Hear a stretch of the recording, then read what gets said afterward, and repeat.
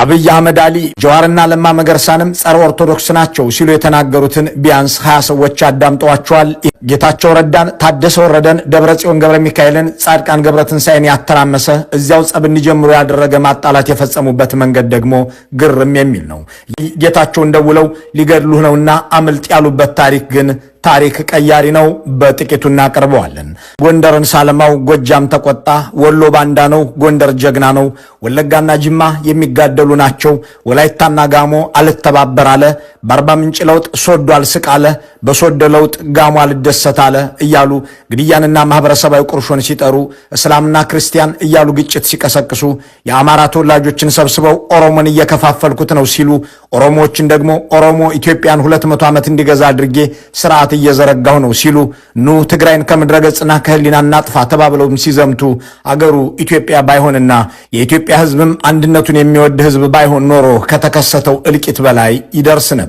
ጠቅላይ ሚኒስትር አብይ ህዝብንና ህዝብን ብቻ ሳይሆን ጓደኛሞችን፣ የሥራ ባልደረቦችን፣ አብሮ አደጎችን፣ የአንድ እምነት አባቶችን ወዘተ በግል የሚያጋጩ፣ ለአንዱ ደውለው ሌላ አንዱን ጠርተውም ሌላ የሚናገሩ፣ ጸብን በህዝቦች መካከል ብቻ ሳይሆን በግለሰቦች መሃል የሚዘሩ መሆናቸውን የቀድሞ የሥራ ባልደረቦቻቸውና የቅርብ ጓደኞቻቸው ማኝ ናቸው። ከንቲባዋንና ሚኒስትሩን ኢታማዦር ሹሙንና ለማ መገርሳን እንዲሁም ሌሎችን ያጋጩበት፣ በሰዎች መካከል ወዳጅነት እንዳይኖር ይገድልሃልና ያጠፋል እያሉ ወሬ የሚያቃዱት ጠቅላይ ሚኒስትሩ እከሌን አትመነው፣ እከሌን ካደው፣ እከሌ ጠላትህ ነው ወዘተ እያሉ በግለሰቦች መካከል የሚያጋጩ መሆናቸውን እነዚህ ሰዎች በራሳቸው ላይ የደረሰውና ያጋጠማቸውን ይናገራሉ።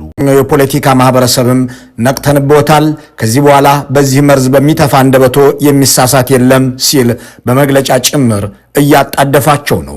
የአሁኑን የኢትዮጵያ ሰንደቅ ዓላማ መሰረት የሆነውን አረንጓዴ ቢጫ ቀዩን ሰንደቅ ያስተዋወቁትን አብይ አህመድን ወላሂ እያሉ እየማሉ የታዘዙላትን ግብፅን አንበርክከው ያሸነፉትን አብይ አህመድ አሊ ለሱዳን የሸለሙትን ምዕራብ ጎንደርን አልሰጥም ብለው አንገታቸውን የሰጡትን የአማርኛ ቋንቋን የአገራቸው የሥራ ቋንቋ የመንግስታቸው ልሳን ያደረጉትን አጼ ዮሐንስን በአማራ በተለይም በጎጃም ህዝብ ላይ ያደረሱትን መከራ እንዳትረሱ እያሉ ሲናገሩ የሴራቸውን ድር ተረድቶ ከዚህ በላይ ከሸወዱንስ የኛ ሞኝነት በዝቷል ማለት ነው ብሏቸዋል።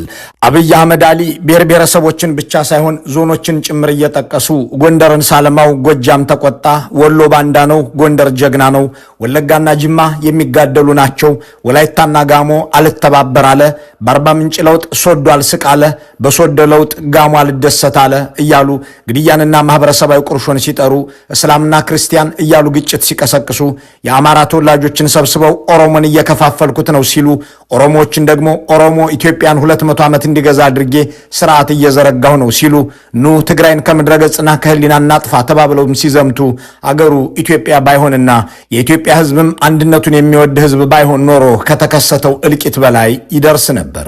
ሰውየው የኢትዮጵያን ህዝብ በዘሩና በሃይማኖቱ ብቻ ሳይሆን በዞኑም ጭምር እንዲጋደልላቸው ተግተው እንደሚሰሩ ቀደም ሲል ጎጃም ሆይ ከትግራይ ምን አለህ በሚል ርዕስ ባቀረብነው መጠነኛ ዝግጅታችን መመልከታችን አይዘነጋም።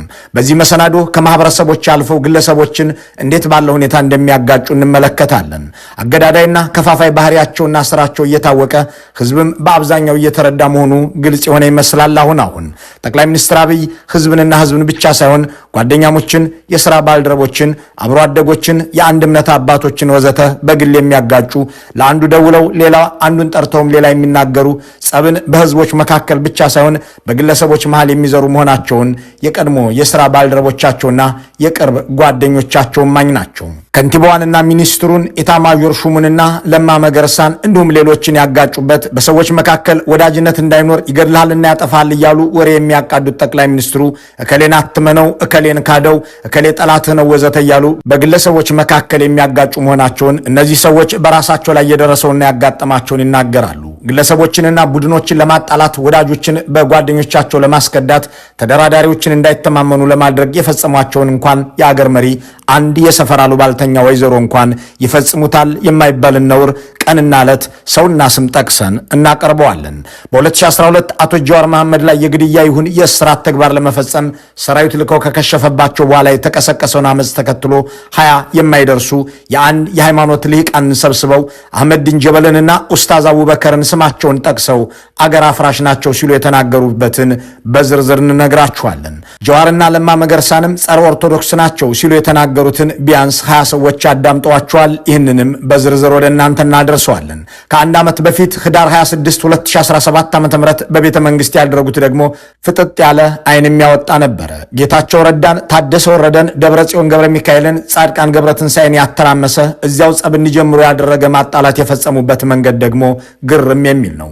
እያንዳንዱን ሁነት እናቀርበዋለን። ከዚያ ቀደም ብለው በ2016 ክረምት ጌታቸውንና ደብረጽዮንን ያቆራረጡበት መንገድ ደግሞ ሌላ ብዙ ገጽ ያጽፋል።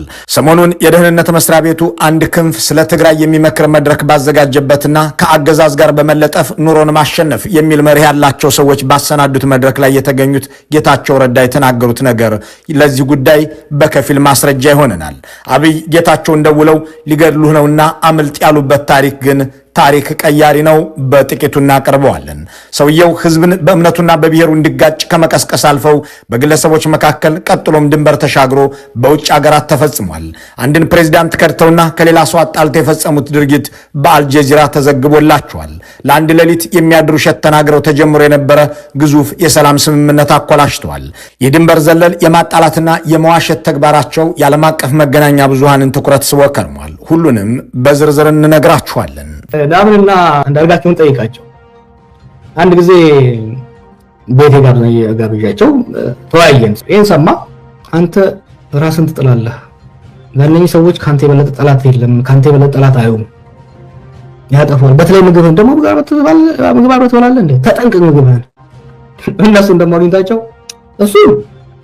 እሱማ ዋና ጠንቅ እሱ ነው፣ ደፋዋለሁ ነው ያላቸው። አቶ ጀዋር መሐመድ እሳቸውን ከሌሎች ለማጣላት ለእሳቸውም ለሌሎችም ተናገረ ያሉትን አንስተዋል። እዚህ ጋር እሳቸው በሌሉበት የተፈጸመ ሌላ ታሪክ እንጨምር። ነገሩ የሆነው በ2012 ጥቅምት ላይ ነው። ያኔ ጀዋር እንዲገደሉ ይሁን እንዲታሰሩ ባይታወቅም ብቻ አንዳች ነገር እንዲፈጸምባቸው የሚያደርግ ትዕዛዝ ሰጥተው ጠቅላይ ሚኒስትሩ ወደ ሩሲያ ቀኑ። ማታ ላይ ወደ ሩሲያ ሶሺ ከመብረራቸው በፊት ግን በፓርላማ ባደረጉት ንግግር የውጭ አገር ዜግነት ያላችሁ ኦሮምኛን ብትናገሩ አማርኛ እንላቀቅም፣ እናንተ አገር አላችሁ ብለው ዛቱ። ዛቻው በወቅቱ አሜሪካዊ ዜግነት ለነበራቸው ጀዋር መሐመድ እንደነበር ያልተረዳ ተደማሪም ታዛቢም አልነበረም። ይህንን ያወቁት ጀዋርም እኛም አውቀናል፣ ጉድጓድ ምሰናል ብለው በፌስቡክ ላይ ተረቱ። ጠቅላይ ሚኒስትሩ ከአገር እንደወጡ ታማኝ ወታደራዊ ስኳዳቸውን ወደ አቶ ጀዋር ቤት ላኩ። አቶ ጀዋርም መከበባቸውን ገልጸው የድረሱልኝ ጥሪ ያቀረቡ። በዚህ ጊዜ ምድረ ኦሮሚያ ተበጠበጠ። ቁጥራቸው የማይታወቅ ሰዎችም ተገደሉ። ቤተ ክርስቲያናት ተቃጠሉ። የኦርቶዶክስ ተዋሕዶ አማኞች መገደላቸውም ሪፖርት ተደረገ። እልቂቱ ጋብ ሲል ጠቅላይ ሚኒስትሩ ወደ አዲስ አበባ ተመለሱና የሞቱ ሰዎችን አስክሬን ዝርዝር በብሔርና በሃይማኖት ከፋፍለው አነበቡ። ቀጥለው የኦርቶዶክስ ተዋሕዶ መምህራንንና ማህበራትን ተወካዮችን ሰበሰቡ። ዳንኤል ክብረትን በተገኙበት በካቢኔ አዳራሽ በተካሄደው በዚሁ ስብሰባ ላይ የቤተ ክርስቲያን ምሁራን፣ የማህበረ ቅዱሳን አመራር፣ ከሰንበት ትምህርት ቤት የተወከሉ፣ ከአዲስ አበባ ወጣቶች ህብረት የተገኙ ጴጥሮሳውያን በሚባለው ማህበር ውስጥ የሚገኙ ሰዎች በታደሙበት ስብሰባው ተካሄደ። በዚያ ስብሰባ ላይ ጠቅላይ ሚኒስትሩ የተናገሩትን ቃል በቃል የመዘገበው ተሳታፊ ከማስታወሻው ላይ ያስገለበጠን የአብይ ንግግር እንዲህ የሚል ነው። በዚህ ግጭት ውስጥ የሞቱት አብዛኞቹ ኦርቶዶክሶች ናቸው አውቃለሁ። ይህንን ያደረገው ኦርቶዶክስ ጠሉ ጀዋር መሐመድ ነው። ጀዋርን ከለላ የሚሰጠው ደግሞ ለማ መገርሳ ነው። በለማና በጀዋር ዙሪያ ተሰባስቦ የሚውለውን ሰው ብትቆጥሩት እንዳለ ኦርቶዶክስ ጠል ነው። ከነዚህ ውስጥ አገር አፍራሾቹ እነ አህመዲን ጀበልና አቡበከር አህመድን ይገኙበታል። ለማ ከነ ጀዋር ጋር ገጥሞ የሚያሰባስበውን ኃይል እንዲህ ያለን መሆኑን እወቁት። አሁን መፍትሄው ኢህአዴግን ማፍረስ ብቻ ነው። እሱን ደግሞ ልጨርሰው ጫፍ ላይ ደርሻለሁ። ከዚህ በኋላ የኦርቶዶክስ መሞት ያበቃለታል። ቤተ ክርስቲያን ሲቃጠልና ክርስቲያን ሲገደል ሰራዊቱ ቆሞ ይመለከት ነበር ያላችሁት ልክ ነው። ይህንን መጽሐፍ ተመልከቱ አሉና ቀይ መጽሐፍ በእጃቸው ይዘው ይህ መጽሐፍ የመከላከያ ማስተማሪያ ነው። መከላከያ የአብዮታዊ ዲሞክራሲ ዘበኛ እንደሆን ተደርጎ እንጂ ህዝብ እንዲጠብቅ ተደርጎ አልተቋቋመም። መከላከያ የአብዮታዊ ዲሞክራሲ ዘበኛ እንደሆን ተደርጎ እንጂ ህዝብ እንዲጠብቅ አለመቋቋሙን ይህ ሰነድ ይገልጻል። ለዚያ ነው ሰው ሲገደል ቆሞ የተመለከተው። ስለዚህ ሰራዊቱንም አስተካክለዋለሁ ካሉ በኋላ እንደገና የቤተ ክርስቲያኗን ምሁራንና ጳጳሳት ወደሚመለከተው የንግግራቸው ክፍል አለፉ። እናንተ እንደ አባቶቻችሁ አይደላችሁም። አባቶቻችሁ ከኔ ጋር የተወያዩትን ሁሉ ሚዲያ ላይ ወጥተው ያወጡታል። እኔ ጋር እየመጡ ለምን ወጣቶቹ ላይ እርምጃ አትወስድልንም ይሉኛል። ማህበራትን በተለይም ማህበረ ቅዱሳንን አይወዷችሁም፣ በጣም ነው የሚጠሏችሁ። አንዳንዶቹማ በተለይ አቡነ ሳዊሮስ፣ አቡነ ዜና ማርቆስ የተባሉ ሰዎች ገና ለገና አብይ ኦሮሞ ነው ብለው ስለሚያስቡ ተሰባስበው መጥተው የኦሮሚያ ቤተ ክህነትን እናቋቁም አሉኝ። ከዚህ ጥፉ አልኳቸው። እኔ ቤተ ክርስቲያኗን 10 ትንንሽ ማድረግ እችላለሁ ግን አልፈልግም በማለት ተናገሩ እያለ የሚቀጥለው የዚያ ስብሰባ ታዳሚ ይህ ወቅት የኦሮሚያ ቤተ ክህነት ስለማቋቋም በይፋ የተነሳበት ወቅት አለመሆኑን ያስታውስና በወቅቱ ግን ራሳቸው ጠቅላይ ሚኒስትሩ የኦሮሚያ ቤተ ክህነትን ለማቋቋም አደራጅተው ጵጵስና እንድትሰጥ የግብፅ ኦርቶዶክስ ቤተ ክርስቲያንን የሚያናግሩ ጳጳሳትን ወደ አሌክዛንድሪያ ልከው እንደነበር ያትታል። ይህ ከሆነ ከጥቂት ቀናት በኋላ እንደገና የእስልምና ልሂቃንን ሰበሰቡ። በዚያ ስብሰባ ላይ ከኦርቶዶክስ ማህበራትና ምሁራን ጋር ያደረጉትን ውይይት ጠቅሰው ሙስሊምን አቀረብህ፣ ለሙስሊም ስልጣን ሰጠህ እያሉኝ ነው፣ በተለይ ማህበረ ቅዱሳን የሚባለው ስብስብ እየረበሸኝ ነው ወዘተ እያሉ መናገራቸውን ኢትዮ ፎረም ሰምቷል። ይህ የእምነት ተቋማት በጎንዮሽ እንዲጋጩ የሚያደርግ ገለጻ ብቻ አይደለም። የሃይማኖቱ አስተማሪዎች ከእምነት አባቶች ጋር መተማመን እንዳይኖራቸው ዲያቆናትና መምህራኑን ጳጳሶቹ አይወዷችሁም፣ እርምጃ ውሰድልኝ ይሉኛል የሚለውም ሆነ ቤተ ክርስቲያኗን 10 ትንንሽ ማድረግ እችላለሁ ያሉበት ዛቻ በኋላ ላይ ሙሉ በሙሉ በሳቸው ተፈጽሟል።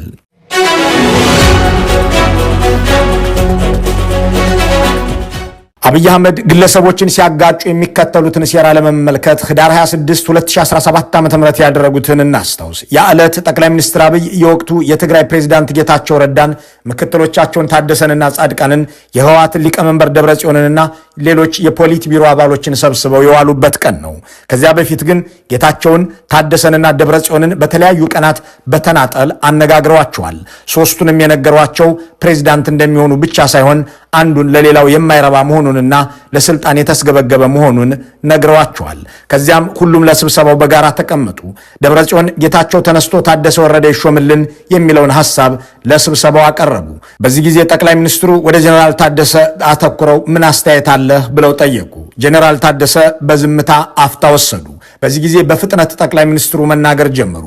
ተናገር እንጂ ታደሰ፣ ከ4 ወራት በፊት እኮ ጌታቸውም ደብረጽዮንም አይረቡም፣ የቴክኖክራቶች መንግስት ብናቋቁም ይሻላል ብለኸኛል በማለት ቢያንስ 10 ሰው ባለበት ስብሰባ ላይ ተናገሩ። እስከዚያች ዕለት ድረስ ተማምነው አንዱ ሌላውን እየወከለም ሲሰሩ የነበሩት ጀነራል ታደሰና ጌታቸው ረዳም ተቃቃሩ። የማይተማመኑና የማይደማመጡም ሆኑ። ደብረጽዮን ገብረ ሚካኤልም ታደሰ ወረደ ፕሬዝዳንት ይሁን የሚለውን አቋማቸውን ወደ ማሻሻል አዘነበሉ። ጠቅላይ ሚኒስትሩ በባልና ሚስት የውስጥ ጉዳይ ሳይቀር ገብቶ የፈተፈቱትን ብንጨምርበት የከተማውን አርቲስትና ባለሀብት ስንዘረዝር መዋላችን ይሆናል። እሱን ትተን ፖለቲካው ላይ ብቻ ስናተኩር በ2016 ክረምት ያደረጉትን እናስታውሳለን። በዚያ ሰሞን አቶ ጌታቸው ረዳ ወደ ውጭ ሀገር በሄዱበት ወቅት ስልካቸው ለቀናት መስራት አቆመ።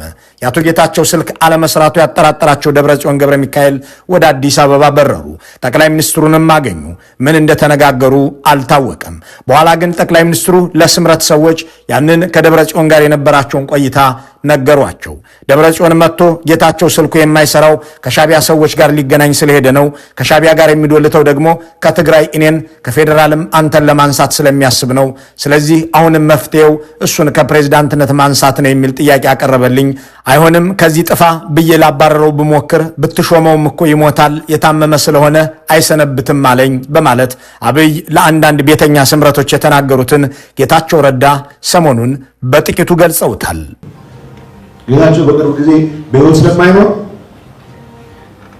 እኔ ይሻላችኋለሁ ሲል የነበረ ሰው የትግራይ ወጣት ሆስቴጅ ይዞ የትግራይ ወጣት ለሞት ዳርጎ እንደገና ሌላ ዙር ስልጣን ፕሮሞት ማድረግ ይፈልጋል ራሱ። ጌታቸው በቅርብ ጊዜ በህይወት አይኖርም ሲለኝ የነበረ የሚሉት ደብረጽዮን ገብረ ሚካኤልን ነው። የወሬ ምንጫቸው ደግሞ ራሳቸው ጠቅላይ ሚኒስትሩ ሲሆኑ መነሻው በ2016 ክረምት ደብረጽዮንና ጠቅላይ ሚኒስትሩ ያደረጉት ውይይት ነው።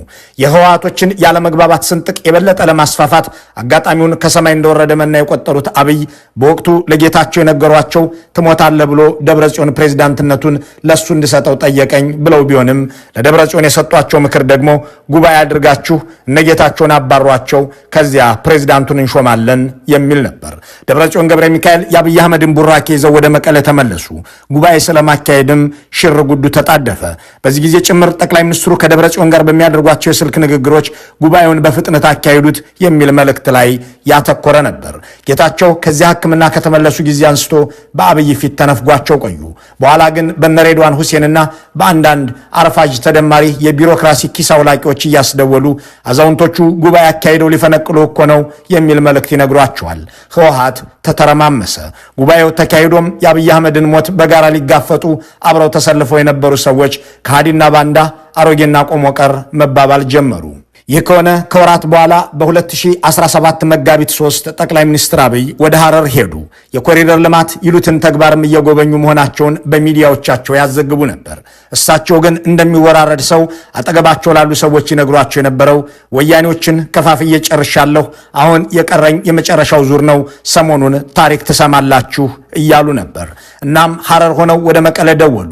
ስልክ የደወሉት ደግሞ ወደ ጌታቸውም ወደ ደብረ ጽዮንም ነው። ጌታቸው ረዳ በአፄ ዮሐንስ ቤተ መንግስት ሰሞኑን አብይ የጎጃምን ህዝብ እንደ ጣሊያን ፋሽስት በመግደል የወነጀሏቸውን የአፄ ዮሐንስን የልደት ቀን የሚዘክር መሰናዶ እያከበሩ ነበሩ። ፕሮግራሙ ላይ ያሉ ጌታቸው የአብይን ስልክ አነሱ። ሊገድሉህ ነው ቶሎ ብለህ ውጣ የሚለው መልእክት ከጠቅላይ ሚኒስትሩ ለአቶ ጌታቸው የተነገረ ነበር። ደብረ ጽዮንን ደግሞ አንተና ጌታቸውን ለስብሰባ ፈልጋችኋለሁ እንድትመጡ አሏቸው። አብይን የሰሙት ጌታቸው መቀለን እንደተባሉት በፍጥነት ለቀው ወጡ። ከዚያን ጊዜ ወዲህ አልተመለሱም። ኦህዴድ የደገሰላቸውን ሞት በጋራ ሊጋፈጡ አብረው ተሰልፈው የነበሩ ሰዎች ተከፋፍለው አዲስ አበባና መቀሌ ሆነው ተለያዩ። ሰተት ብለው አብይ አህመድ ወጥመድ ውስጥ የገቡት ህወሓቶች ጠቅላይ ሚኒስትሩ ሐረር ሆነው እንደዛቱት ታሪክ አሰሙ።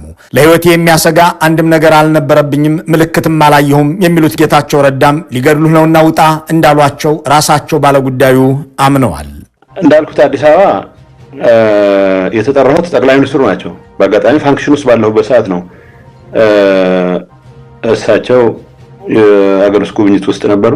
በዛን ሰዓት እኔ የአፄ ዮሐንስ ሞት ዓመት የሚከበርበት ፋንክሽን ነበር። እዛ ላይ በነበርኩበት ሰዓት በአካል ተገናኝተን መነጋገር አለብን አሉ። ትኬት ቆርጠውልኝ ጉዞ ጀመርኩ። በግሌ ለደህንነቴ የሚያሰጋ እዚህ ግባ የሚባል ምልክት አላየሁም ነበር። እነዛ ደረጃ ለህይወቴ የሚያሰጋ እዚህ ግባ የሚባል ነገር አለ ብዬ አስቤ አላውቅም ነበር። ኤርፖርት ገባሁ። ኤርፖርት አውሮፕላን በምንሳፈርበት ሰዓት እዚህ ግባ የሚባል ምንም አይነት ነገር አልነበረም። ለሚዲያ የማይመጥኑ ለጠቅላይ ሚኒስትሩ ግን የየዕለት ስራ የሆኑ አስቀያሚ ተግባራት ብዙ ናቸው። ለማ መገርሳንና ብርሃኑ ጁላን ያጣሉበት መንገድ፣ ይልማ መርዳሳንና ብርሃኑ ጁላን ያቃቃሩበት አሉባልታ፣ አዳነች አበቤንና ታከለ ኡማን ያቆራረጡበት ሐሜት፣ አለምሸት ደግፌንና ብርሃኑ ጁላን እንዳይነጋገሩ ያደረጉበት ሁነት፣ ብርሃኑ ጸጋይን ከአዳነች አበቤ ጋር እንዳይተያዩ ያደረጉበት አጋጣሚ፣ ንጉሱ ጥላውንና ዳንኤል ክብረትን አይንና ናጭ ያደረጉበት ጉድ ቢነገር ሚዲያችንን አይመጥንምና እናልፈዋለን። በሼክ ሐጂ ኢብራሂም ቱፋና በቅርቡ ህይወታቸው ባለፈው በሙፍቲ ሐጂ ዑመር ኢድሪስ መካከል የፈጠሩትን መቀያየም ብናስታውስም በበጋ ጀንበርም አያልቅም። በራሳቸው በብልጽግና ውስጥ ያሉ አመራሮችን ጭምር ሲያጋጩ ስልካቸውንም እያዳመጡ ነው። በአንድ ወቅት ቹቹ አለባቸው የተባሉ የአማራ ብልጽግናና በጊዜው የኦሮሞ ብልጽግና አመራር የነበሩት በአሁኑ ወቅት እስር ቤት የሚገኙት ታየ ደንዳ ስለ ፓርቲያቸው አካሄድ በስልክ ሲያወሩ አብይ ቀዷቸው ጠልፈው ከዚያን ቤተ መንግስት ታየን ጠሩ።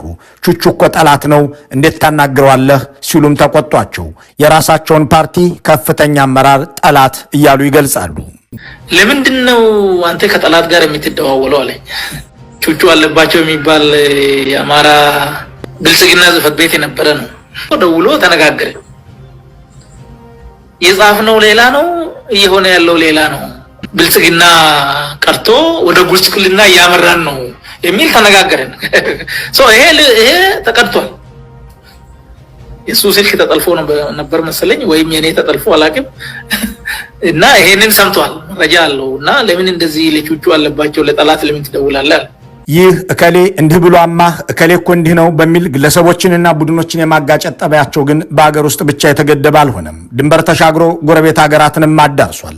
በሱዳንና በደቡብ ሱዳን የፈጸሙትን ትተን በ2016 ታህሳስ በሶማሊያና ሶማሌላንድ ያደረጉትን እናስታውስ። በዚያ ሰሞን ሶማሊያና ሶማሌላንድ በጅቡቲው ፕሬዝዳንት አደራዳሪነት አለመግባባታቸውን በውይይት ሊፈቱ ተስማሙ የሚል ሰበር ዜና ሞገዱን ሞላው። ሞቃዲሾና ሀርጌሳ ከ10 ቀናት በኋላም በድጋሚ እንደሚገናኙ በ30 ቀናት ውስጥ ፍኖተ ካርታ አዘጋጅተው ነገረ ጠባቸውን በሰላም እንደሚቋጩ ተዘገበ። ነገሩ ግን የኢትዮጵያውን ጠቅላይ ሚኒስትር ከነከናቸው። እኔን የሚያህል የሰላም ሎሬት እያለሁ እንዴት ትንሿ ጅቡቲና አዛውንቱ ኡመር ጊሌህ ይህንን ጉዳይ ሊያደራድሩ ይችላሉ ብለውም ተበሳጩ። እናም ወደ ሶማሊያው ፕሬዝዳንት ሐሰን ሼክ መሐመድና ወደ ሶማሊላንዱ ፕሬዝዳንት ሙሴ ቢሂ ደወሉ። ጠቅላይ ሚኒስትሩ ወደ ሁለቱም ሰዎች የደወሉት የተለያየ መልእክት ይዘው ነው። ለሐሰን ሼክ መሐመድ ድንቅ ተግባር የፈጸማችሁ ሰዎች ናችሁ፣ ጥሩ ጅምር አድርጋችኋል አሏቸው። ወደ ሙሴ ቢሂ ደውለው ደግሞ አዲስ አበባ መጥተህ ለሶማሊላንድ ዕውቅና ልስጥልህ፣ አንተ ደግሞ ወደ ባከራይኝ አሏቸው። ሙሴ ወደ አዲስ አበባ በረሩ። ያ እግዚአብሔር ረድቶኝ ቀይ ባህር ገባሁ ያሉበት የመግባቢያ ውልም ተፈረመ። ይህንን ሁሉ የአብይ አህመድ ቅሌት በአልጀዚራ ላይ የተረኩት የሶማሊያው ፕሬዝዳንት ሐሰን ሼክ መሐመድ ሲሆኑ ቅሌታቸውን ሲገልጹትም ከሃዲ በማለት ነበር። ጥር 1 ነው ስምምነቱን የፈረሙት። ከዛ 2 ቀን አስቀድሞ በጅቡቲ ውይይት ከሶማሌላንድ አስተዳደር ጋር ነበረን። በጣም ጥሩ ውይይት ነበር። በጥሩ ሁኔታም ተጠናቀቀም። ከዛም አብይ አህመድ ራሱ ውይይታችንን አድንቆ ይሄ በጣም ጥሩ ሂደት ነው ብሎ አዎንታዊ በሆነ መንገድ ነግሮኛል ለኔው ለራሴ። በማግስቱ ግን ይህን ስምምነት ፈረመም። ከሶማሌላንድ ጋር የተወያየ ነው ሶማሊያን እንዴት አንድ አድርገን እናስቀጥላት እያለ ነበር። መሬት ለኢትዮጵያ ስለመስጠት አንስተን ማናቀም። ከ10 ቀናት በኋላ እንደገና ሊገናኙ በ30 ቀናት ውስጥ ፍኖተ ካርታ ሊቀርጹ የነበሩትና ሶማሊያና ሶማሌላንድ ከዚያን ጊዜ ወዲህ በድጋሚ እንዳይገናኙ ያደረጉት አብይ አህመድ የተባሉ ጸረ ሰላም ሰው ናቸው። በመልካም መንገድ ላይ የነበረውን የሰላም ሂደት የአብይ አህመድ የማጋጨትና የማጣላት መንፈስ ገብቶበት ከጥቅም ውጭ ሆነ። የብልጽግናዎቹ ፕሬዝዳንት አሉባልተኛነት፣ ግጭት ጠማቂነት ብዙ ምስክሮች ያሉት ተነግሮ ያልቅ ዘንድም ብዙ ጊዜ የሚጠይቅ ነው። ግድብ የማይሰሩት ዩኒቨርሲቲ የማይገነቡት ፋብሪካ የማያቆሙት ጠቅላይ ሚኒስትሩ የሙሉ ጊዜ ስራቸው የትኛውን ብሔር በየትኛው ህዝብ ላይ ላስነሳው፣ የትኛውን ሃይማኖት እርስ በርሱ፣ የትኛውንስ ከሌላው ጋር ላጋጨው የሚል ብቻ አይደለም፣ የትኛውን ግለሰብ ከማን ጋር ላጣላው የሚልም ለመሆኑ ከጠቀስናቸው ጉዳዮች በላይ ብዙ ማኞች አሉ። አብይ የአገር መሪነትን እንዲህ አውርደውታል።